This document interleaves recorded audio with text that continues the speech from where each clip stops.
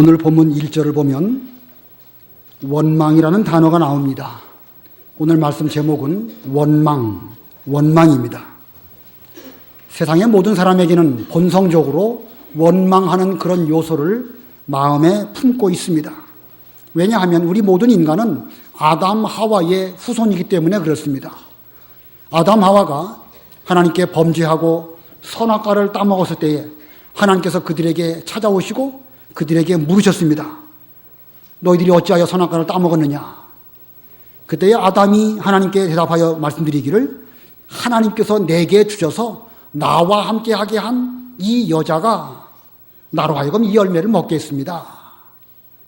자, 아담은 그 범죄한 그 원인을 자기 아내 하와에게로 원망하며 전가했고 궁극적으로는 하나님께서 나에게 주셔가지고 함께하게 한 이 여자로 말미암아 범죄했습니다 라고 하므로 하나님을 원망하였던 것입니다. 하와는 또 뭐라고 말했죠? 하와는 뱀이 저를 속여서 어쩔 수 없이 선악과를 먹었습니다 라고 말하면서 그 죄의 책임을 뱀에게로 원망하여 돌렸습니다. 그러나 그의 말 속에는 어찌해서 하나님께서는 뱀같이 사악한 것을 창조하셨고 그 뱀같이 사악한 것이 에덴 동산에 들어오게 되므로 제가 본래는 범죄하지 않으려고 했는데 이런 범죄를 하게 되었습니다 라고 하므로 그는 죄의 책임을 뱀에게로 또 궁극적으로는 하나님에게로 원망하는 말을 하였던 것입니다. 자, 모든 인간들은 이와 같이 아담과 하와의 후손이기 때문에 그 원망하는 유전자를 우리 모두는 가지고 있습니다. 그래서 어떤 일을 만나게 되면 본성적으로 그 원망이 수시로 불쑥불쑥 튀어나오게 되는 것이 모든 인간들의 모습입니다. 더군다나 이스라엘 백성처럼 뜨거운 광야길을 가야 한다고 생각해 보시기 바랍니다. 그럼 하루 종일 얼마나 그 뜨거운 햇빛 아래서 걸어가야 되니까 얼마나 덥겠습니까? 짐은 많지요. 딸린 식구들도 있지요. 또 같이 끌고 가야 할 소나 양까지 있으니까 여간 힘들게 아닐 것입니다. 거기다가 하나님의 명령대로 그 유진과 행진의 그 규례대로 나팔 소리에 맞춰가지고 척척척 가려고 하니까 이게 뭐 보통 짜증스러운 것이 아닐 것입니다.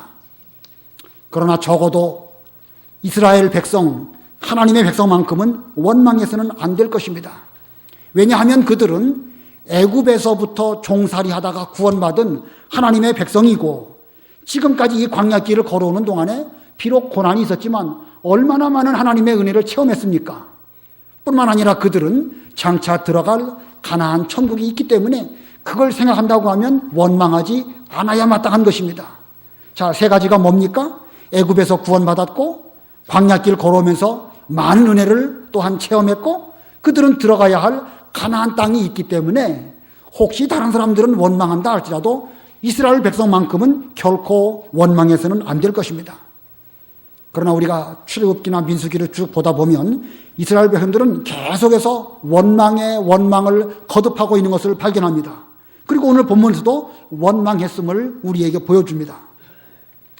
이러한 이스라엘 백성들의 모습은 바로 지금의 우리들의 모습입니다. 저와 여러분 역시 아담과 하와의 원망의 유전자를 물려받은 이런 족속이지만 그러나 우리는 죄에서부터 구원받았고 광야길 지나오면서 하나님의 은혜를 많이 체험을 했고 우리에게는 역시 들어가야 할 영원한 천국이 있기 때문에 우리는 어떤 일이 있더라도 원망해서는 안 되는 것입니다. 혹시 원망할 만한 형편을 만난다 할지라도 우리만큼은 원망하지 않아야 되는 것입니다. 그러나 원망하지 않는다는 게 이게 뭐 보통 어려운 게 아닙니다. 그래서 오늘 우리는 본문의 말씀을 통해서 왜 원망하면 안 되는가 하는 그 이유를 잘 배우고 적어도 우리만큼은 원망하지 말고 앞으로 계속 걸어가야 할 광야길에서 오히려 우리 입에서 찬송을 부르고 우리의 입에서 감사가 넘치는 우리의 남은 삶이 되기를 바랍니다. 자, 오늘 이 원망하지 않아야 할 이유 세 가지 말씀드리겠습니다. 원망하지 않아야 할 이유 첫 번째, 원망하면 버릇이 되기 때문입니다. 원망하면 버릇이 되기 때문에 우리는 원망하면 안 됩니다. 애굽에서 구원받은 이스라엘 백성이 시내 광야에 11개월 20일 동안 머물게 되었고 거기 머무는 동안에 많은 하나님의 은혜를 입었습니다. 그리고 드디어 그들은 시내 광야를 출발해서 다음 목적지로 옮겨가게 되었습니다. 그 말씀이 여기 민수기 10장 11절부터 있습니다. 제가 봉독하겠습니다. 10장 11절에 제2년 2월 20일에 구름이 증거의 성막 위로 떠올랐으므로 이스라엘 자손이 그들의 여정을 따라 시내 광야에서 출발하였고 그 구름이 바란 광야에 머물렀으며 그들이 모세를 통해 주신 여호와의 명령에 따라 첫 번째로 출발하였다. 자, 시내 광야에 머물면서 그들은 유진과 행진의 훈련을 하였고 나팔 소리에 맞추어서 이제 일사불란하게 나아가는 그런 훈련들을 잘했습니다.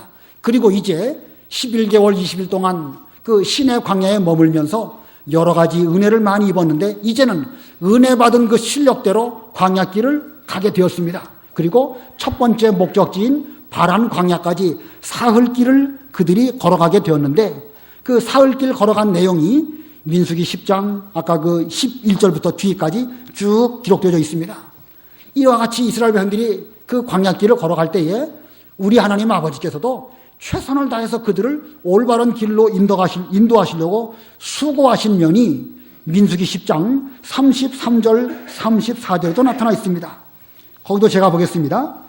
그들이 여호와의 산에서부터 사흘길을 진행할 때 여호와의 언약궤가 3일길 동안 그들 앞에서 진행하면서 그들을 위하여 쉴 곳을 찾았고, 자, 하나님의 언약궤가 그들을 인도하시면서 그들로 쉴 곳을 찾게 하시는 하나님의 인도가 있었습니다.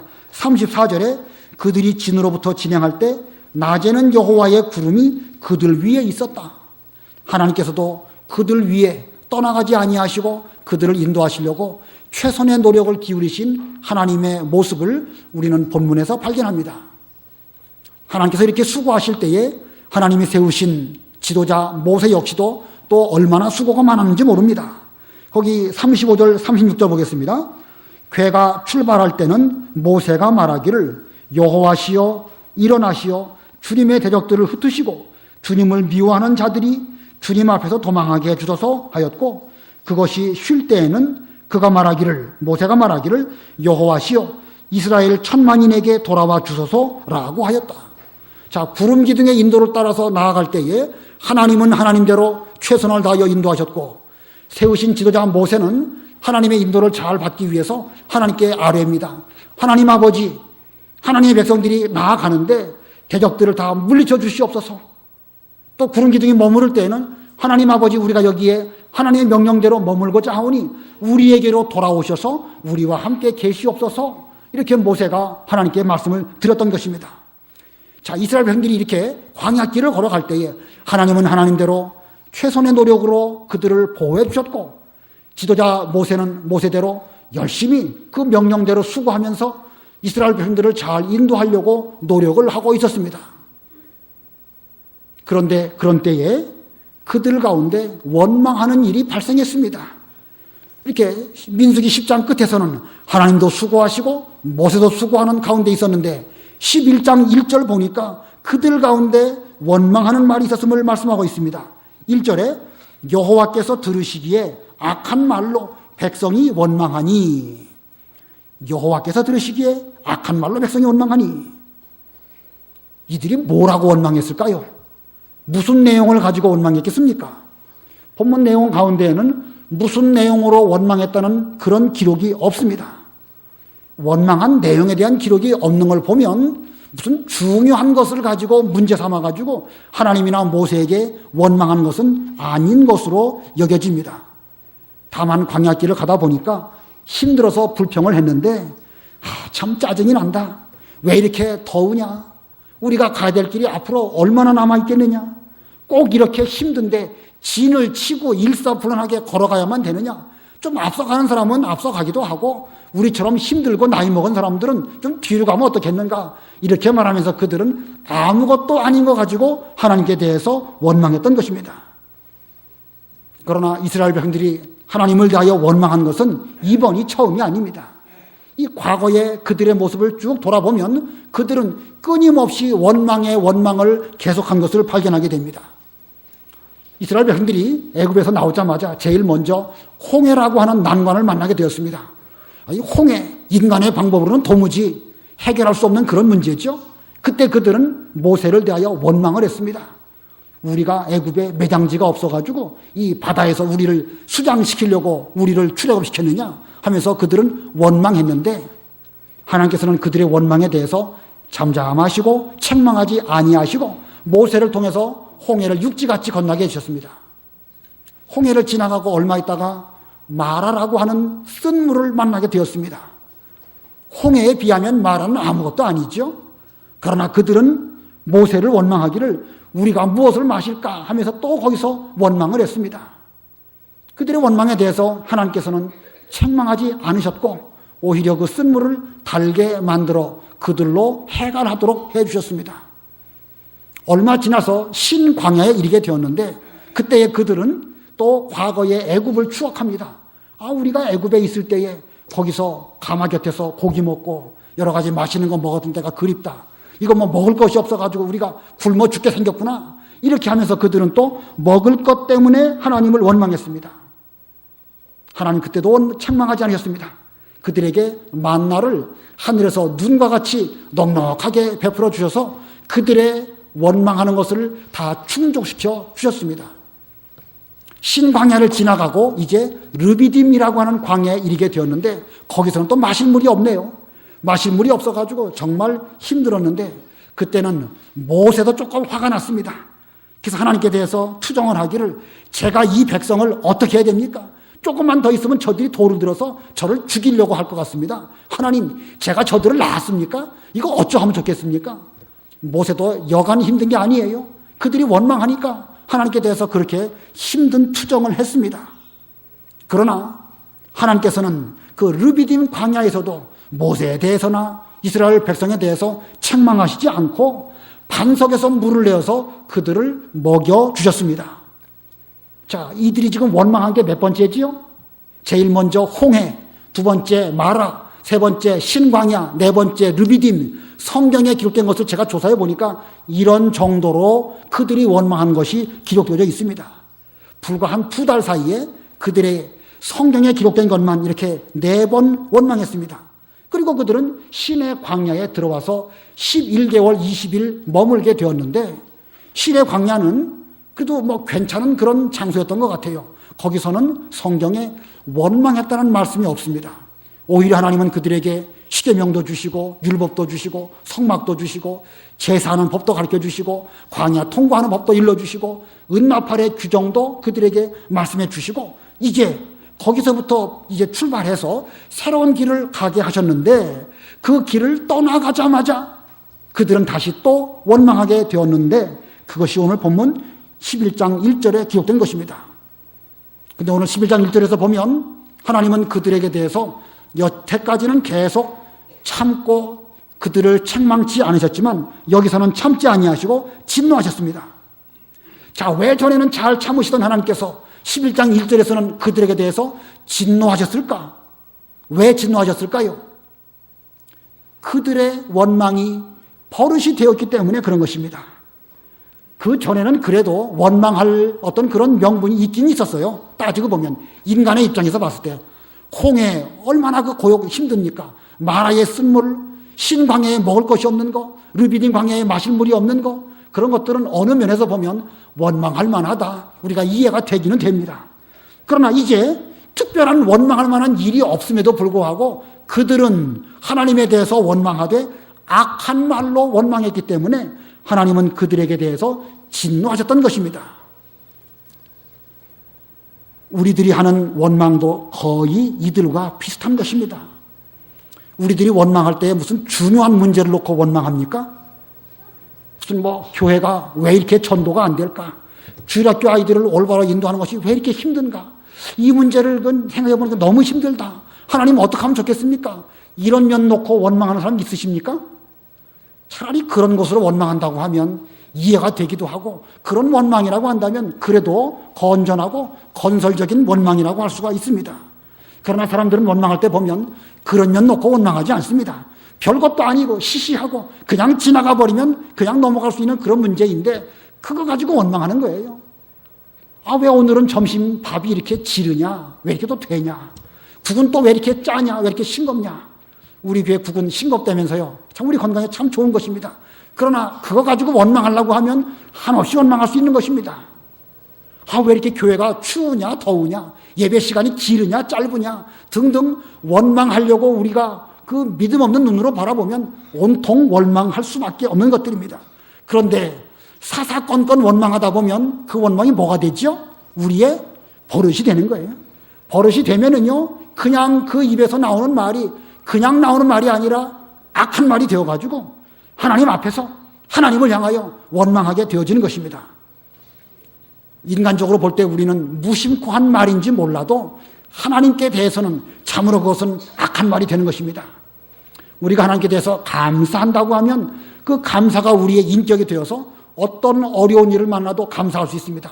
다니엘이 사자굴 시험을 만났어도 감사했죠. 그만큼 그는 인격적으로 감사가 그의 버릇과 습관과 인격이 되었기 때문에 그런 것입니다. 반대로 원망한다고 하면 그 원망은 버릇이 되고 우리의 습관이 되고 결국은 그것이 우리의 인격이 되어서 아무것도 아닌 일 가지고 계속 원망하게 될 것입니다. 우리는 어떤 일이 있더라도 원망할 만한 일이 있더라도 원망하지 않는 그런 우리가 되어야 할 것입니다. 자, 두 번째로 원망하지 않아야 할 이유. 원망하는 말을 여호와께서 들으시기 때문입니다.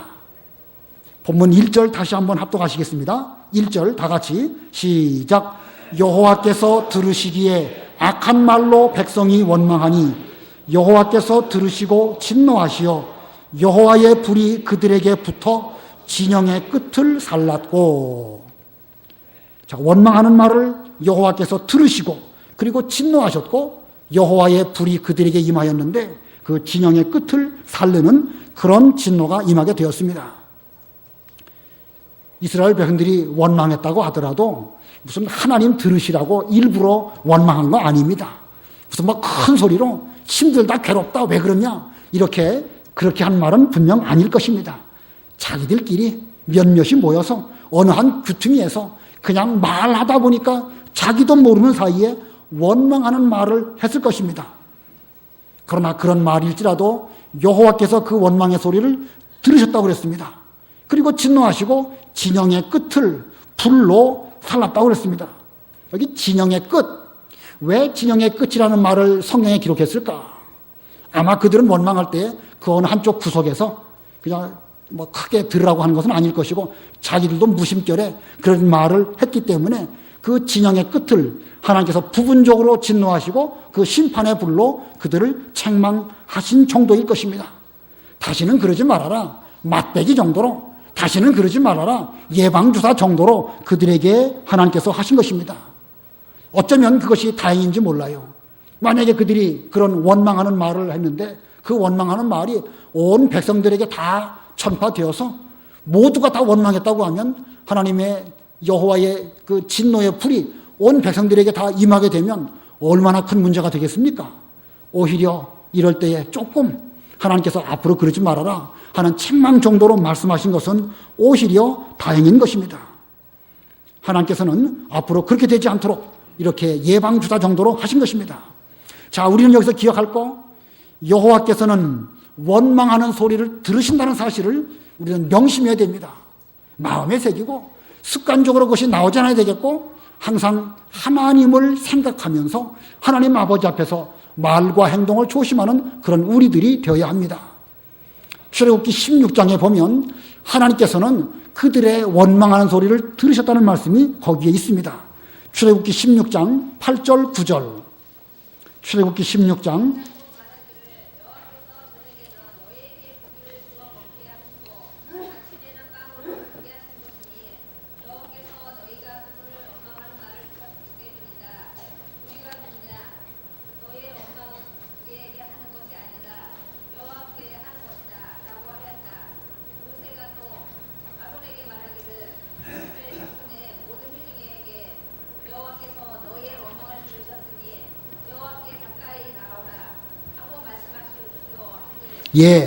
여기 모세가 말하고 있죠. 우리가 누구냐?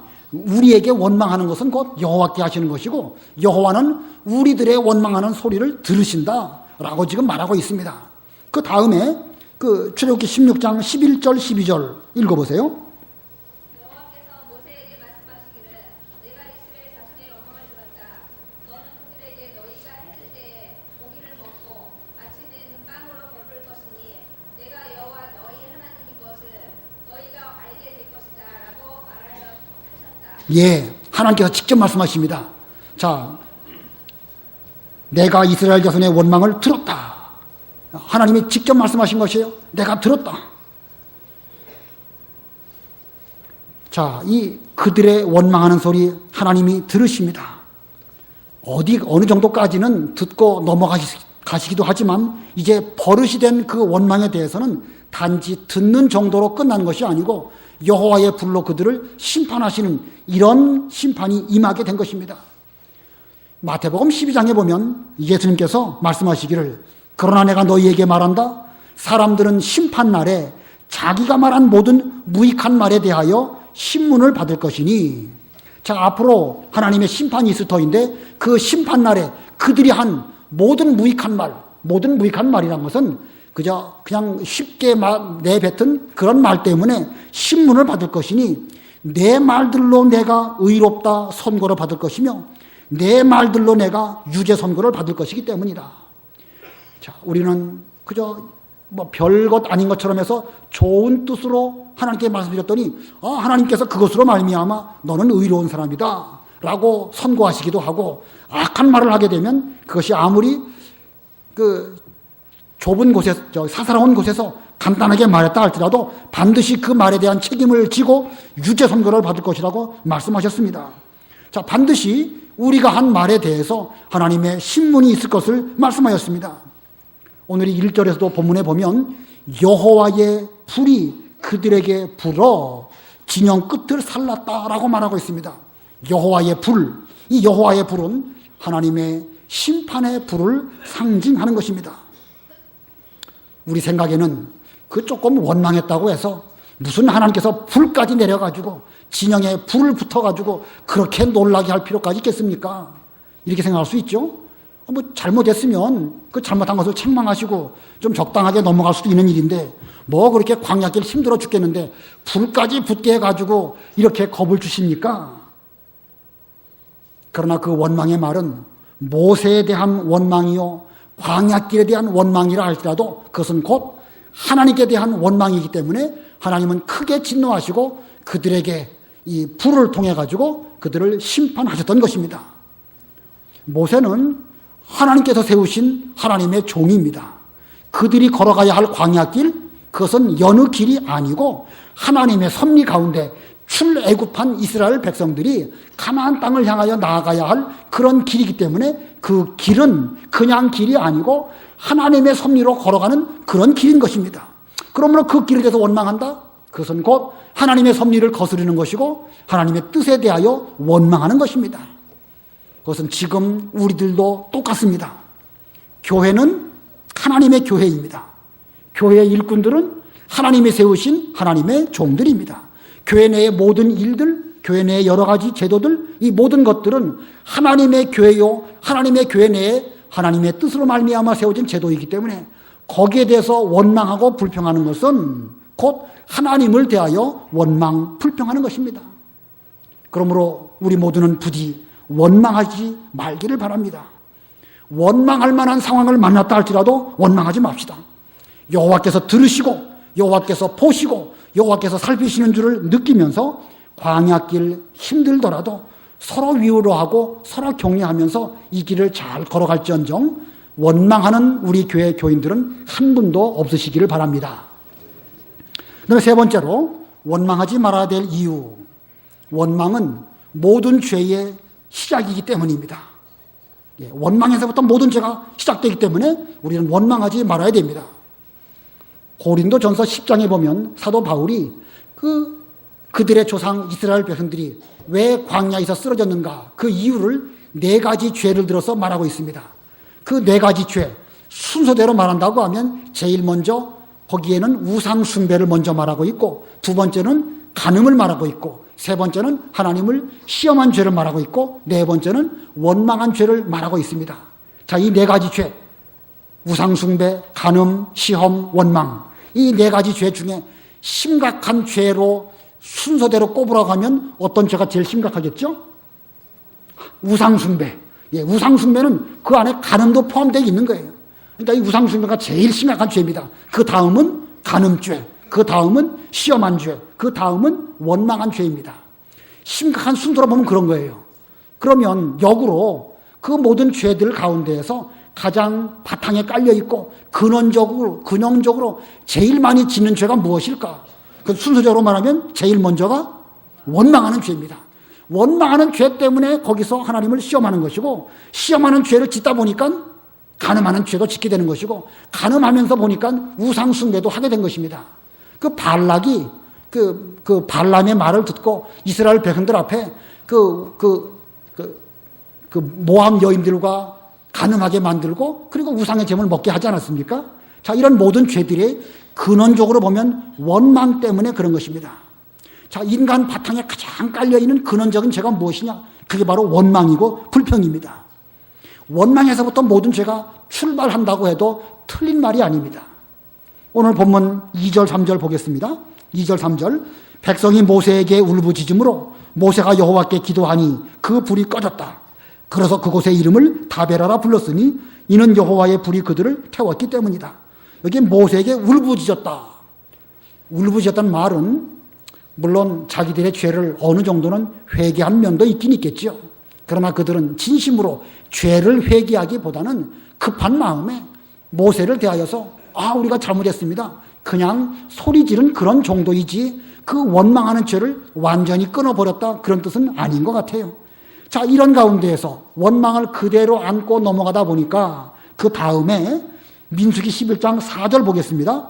그들 가운데 섞여 사는 무리들이 탐욕을 품으니 이스라엘 자손이 다시 울면서 말하였다. 누가 우리에게 고기를 주어 먹게 하겠는가? 이집트에서 값없이 먹던 생선과 오이와 멜론과 부추와 양파와 마늘이 생각나는데 지금 우리의 기력이 약해졌으나 우리 앞에는 이 만나 외에는 아무것도 없다. 자, 무슨 죄를 또 짓고 있죠? 무슨 죄? 여기 11장 4절에 무슨 죄를 졌다고 그랬어요? 지금 본문 봤습니까? 안 봤습니까? 제가 너무 빨리 읽었나요? 탐욕이라는 죄를 지었습니다. 탐욕. 자, 하나님의 은혜가 얼마나 큽니까? 그들이 먹는 만나가 이게 얼마나 귀중한 것입니까? 그와 같은 하나님의 은혜로 광야에서 만나를 먹은 민족이 과연 누구입니까? 그런 은혜에 대해서는 생각지도 아니하면서 우리는 만나밖에 먹을 게 없어. 우리는 애굽에서 먹던 파, 오이, 부추, 멜론 이런 것도 못 먹기 때문에 이 기력이 쇠해가지고 도무지 걸어가야 할 힘이 없다라고 하면서 그들은 탐욕스러운 그런 말을 했던 것입니다. 자, 원망이 발전하니까 탐욕으로 죄가 이제 그 진도가 나간 것이고, 그 다음에 보면 29절에는 그 질투했다 이런 말이 또 있습니다. 그 넘어가고 12장 1절 보겠습니다. 12장 1절. 모세가 에디오피아 여자를 아내로 맞이하였다. 그가 에디오피아 여자를 아내로 맞이한 것 때문에 미리암과 아론이 모세를 비난하였다. 이제 무슨 죄를 지었죠? 무슨 죄요? 비난하는 죄를 지은 것입니다. 심지어 모세를 대해서 비난한 거예요. 모세가 에디오피아 여자하고 결혼했다. 이게 죄일까요? 죄가 아닐까요? 지금으로 말하면 국제 결혼을 한 거나 마찬가지인데, 하나님께서는 모세가 에디오피아 여인을 취하여서 아내로 맞은 거에 대해서 구체적으로 무슨 책망하신 그런 내용이 없습니다. 그 자체는 문제될 게 없는 거예요.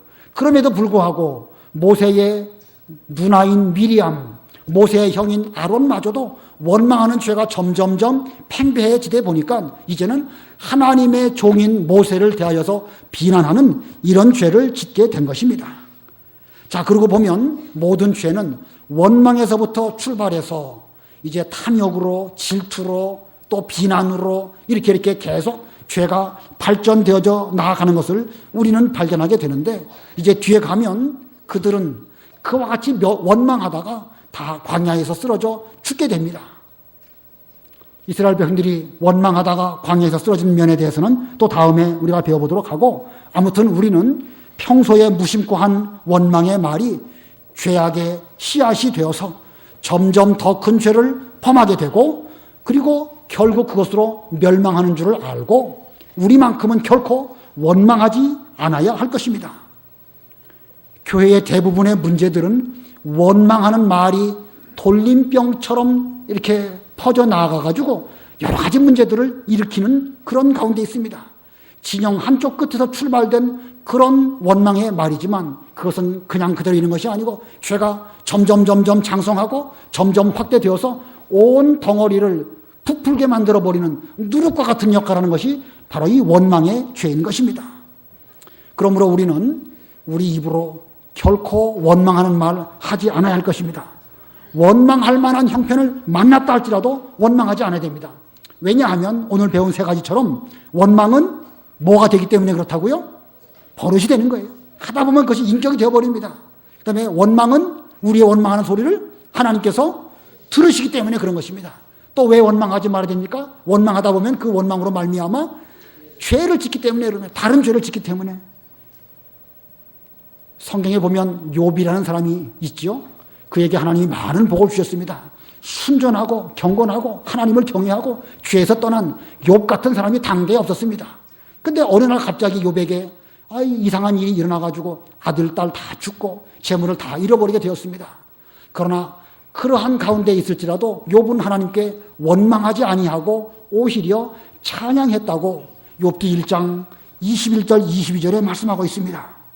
욥기 1장 21절 22절에 내가 맨몸으로 모태에서 나왔으나 맨몸으로 그곳으로 돌아가겠습니다.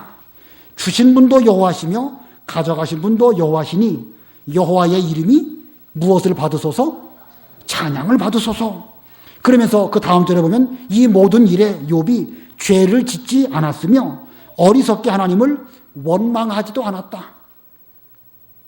어떻게 보면 욥은 원망할 수밖에 없는, 원망해도 그럴 수밖에 없겠다 이해될 만한 그런 상황을 만났지만 그는 앞뒤의 전체를 생각한 것입니다. 주신 분도 하나님이시고 취하신 분도 하나님이시고 나를 이 모든 과정 가운데로 인도하시는 분도 하나님이신데 내가 여기서 원망하지 아니하고 오히려 주시고 누리게 하시고 가져가신 그 면에 대해서 하나님께 찬송을 드리옵나이다. 그는 그렇게 고난을 원망하지 아니하고 찬양으로 주께 영광을 돌렸기 때문에 결국 그의 믿음이 점점 정금같이 나오게 되었고 그의 믿음으로 말미암아 그는 갑절의 복을 받는 그런 은혜를 입게 된 것입니다. 욥도 그렇거니와 우리 예수님은 또 어떠신가요? 예수님이야말로 무슨 죄 지으신 것이 있나요? 전혀 흠도 없고 그 죄도 없으신 그런 예수님이신데 그 예수님께서 이제 가룟 유다의 그 모함으로 인하여 잡혀가시게 되었습니다. 밤새도록 공회 앞에서 대제사장에게 신문을 받으셨지만 주님께서는 잠잠하셨습니다. 침묵하셨습니다. 주님이 말씀을 못하셔가지고 잠잠하신 것이 아니에요. 얼마든지 당신의 행위에 대해서나 저들의 죄악에 대해서 말씀하실 수 있고 책망하실 수 있지만 12영 더 되는 천사를 보내셔가지고 그들을 다 물리실 수 있었지만 이루어야 될 하나님의 사명 앞에서 십자가 대속의 그 뜻을 이루시기 위해서 주님은 침묵하시면서 잠잠하셨던 것입니다. 빌라도의 신문에서도 침묵하셨고 헤롯 왕 앞에 가셨을 때에도 주님께서는 적극적으로 자신을 변호하지 않으신 것은 당신이 이루셔야 할 십자가 대속을 이루시기 위해서 그 과정을 잘 걸어가시면서 침묵하셨던 것입니다. 그러므로 우리들도 예수님의 침묵, 예수님의 잠잠하신 것, 그걸 좀 보고 배워야 됩니다. 따지고 보면 얼마나 억울하십니까? 그 빌라도의 재판이 이거 너무너무 억울한 재판입니다. 그럼에도 불구하고 주께서는 그 모든 속에서도 잠잠하시면서 원망치 아니하신 것은 하나님의 뜻을 이루시기 위해서 그 길을 잘 가져가신 것입니다.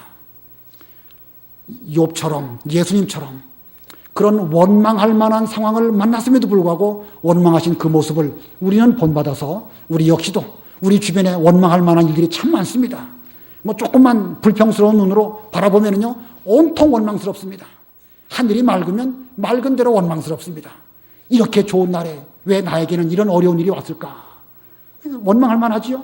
또 흐리면 또 흐린 대로, 비가 오면 비가 오는 대로 사람은 원망스러운 눈으로 보면 모든 것이 원망스럽습니다. 그러나 믿음의 눈으로 모든 것을 잘 보면 우리의 원망이 오히려 찬송이 되는 것이고 우리의 억울한 모든 일들이 이것으로 말미암아 하나님의 뜻을 이루어 드립니다 라고 하면서 우리는 그 과정을 신앙으로 믿음으로 승리할 수 있을 것입니다.